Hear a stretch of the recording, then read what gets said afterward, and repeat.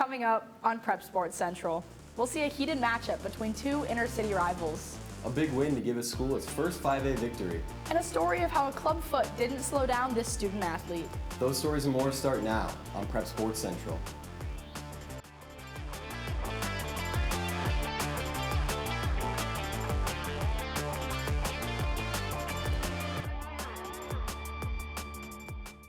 I mean, again, the O-line got a really good push all night. The defense stayed getting stops, and we were more poised, kept the penalties low, and we kept pushing the ball forward. No better way to kick off homecoming than hosting your inner-city rivals. The Centennial Jaguars and the Ankeny Hawks took the field last Friday night as these two bitter opponents clashed to see who gets bragging rights for the next year. Hello, I'm Abby Altman. And I'm Nathan Porter. In a heated inter-city matchup, both the Hawks and the Jaguars came to play in the jungle of Centennial's homecoming.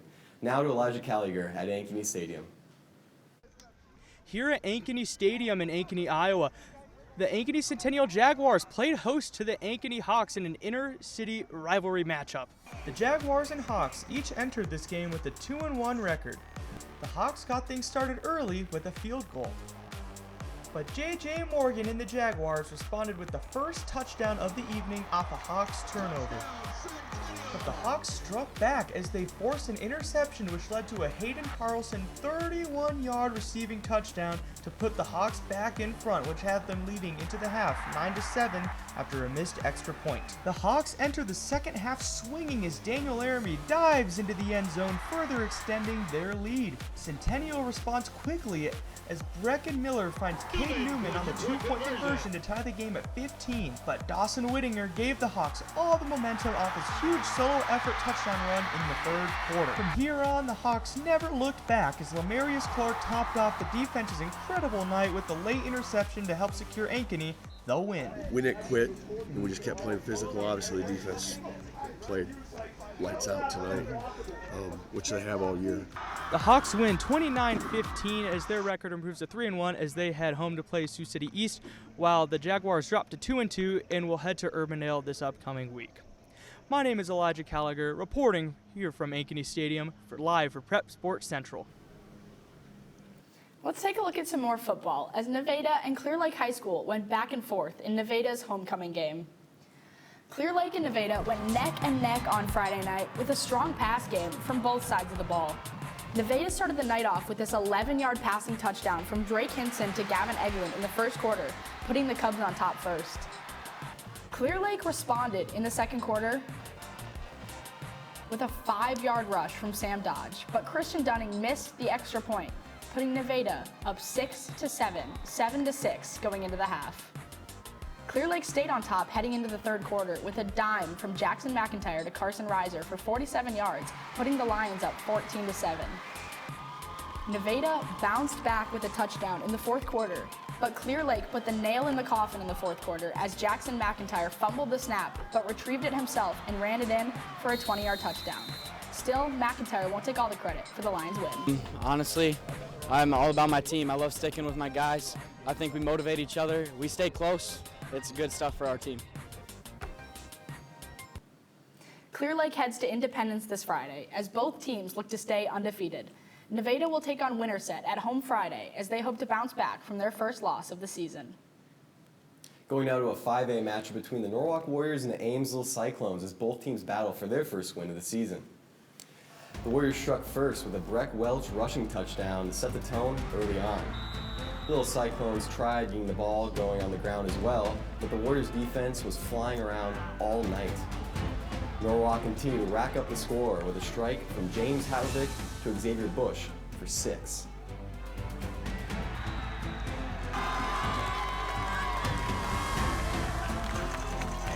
The little Cyclones kept fighting all game, but it wasn't enough for a Norwalk team who was looking for their first win of the season since moving to 5A.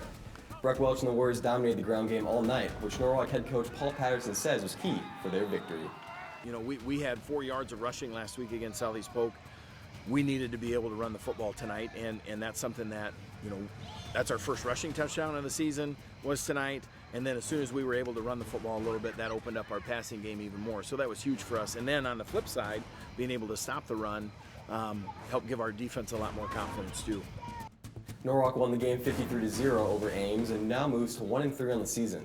They look to get a win streak going as they are set to face Iowa City High next Friday, who is currently 0-4 on the season. Now, we move into volleyball as Waukee Northwest looks to continue their dominance as the #1 team in 5A as they host the Southeast Polk Rams in a big-time conference matchup. The Rams would show some fight as they scored the first point and got their early lead. But the Wolves would not blink as they used this ace by Avery Courts to push the momentum to their side, taking the first set 25-14. Set 2 started off with a massive kill by Northwest's Logan Vogt against the Rams.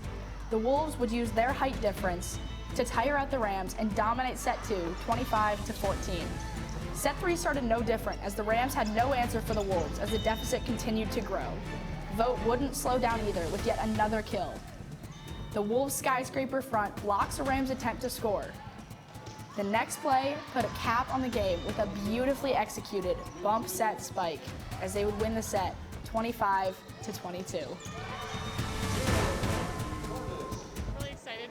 The girls come out and every day I tell them we can control what's on our side, and when we control what's on our side and we play to our potential, you're going to be successful. The most important part is we have to get better every game and keep having fun.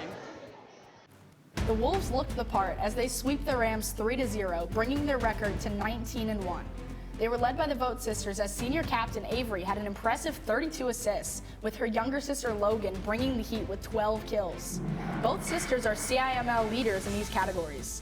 The Wolves move on to a revenge game against rivals Waukee on September 23rd, who are the only team to knock off the defending champs so far this season. The Rams fall to 5-10 on the season with a loss and look to bounce back against an Ankeny team that has dominated the series, winning it 16-1 since 2007.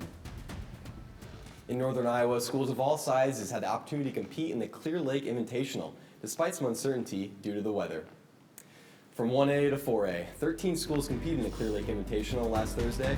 The meet was moved forward by over an hour and a half due to some rain and soggy conditions, but that didn't stop any of the more than 200 runners from putting their best foot forward. This was an opportunity for many smaller schools to take center stage, and one school, Gardner, Hayfield, Ventura, and Lake Mills, did not shy away from their competition. GHV finished third place at the meet, led by Jonah Prignitz' third place individual finish. Meanwhile, Lake Mills High School finished just 8 points out of first place team finish, and senior Hayden Thompson set a personal season record to finish just ahead of teammate Newt Rogney in a neck-and-neck battle for an individual first place finish.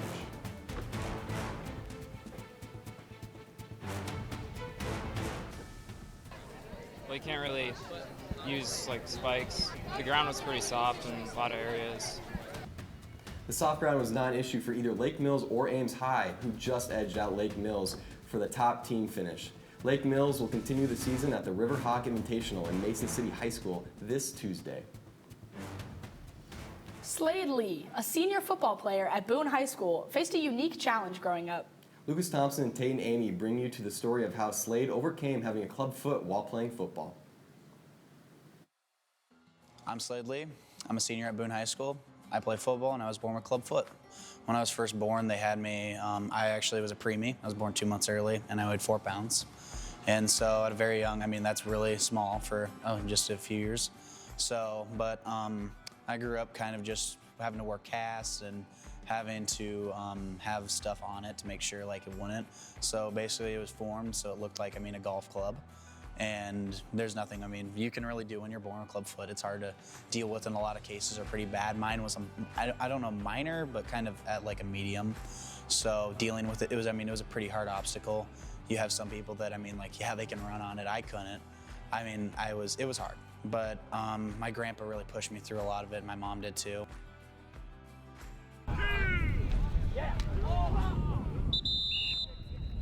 It's created, a few obstacles in my life with football, just running. It's easy for me to do, but sometimes when it's stiff, it's hard to run on. But I try my best to deal with it. And, but a year back now, actually, I broke it, broke my heel. So that affected my surgery a little bit and made it more stiff. So I had to go back to PT. It's been a fun journey so far with it, but a lot of it with football has been just the running portion of it, just not been able to really run on it, but I'm trying my best, to play football, get good grades, be the best student athlete I can be.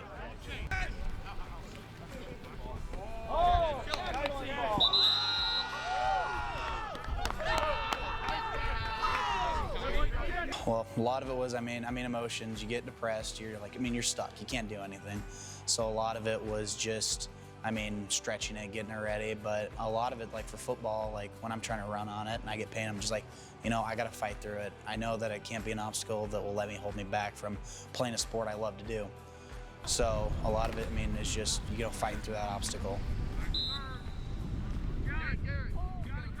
Well, right now, I'm planning on to go to 4-year college and study kinesiology or in exercise science to become a strength conditioning coach in high school or college.